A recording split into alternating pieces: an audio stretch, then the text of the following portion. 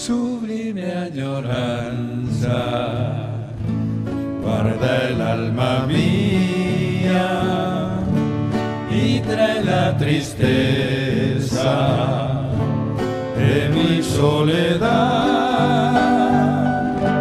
Pienso en el futuro, ya sin esperanza, porque en la distancia tú me olvidarás.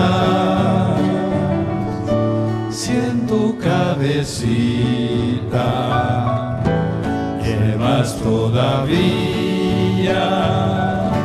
algo de la dicha de nuestro querer, pienso que yo lejos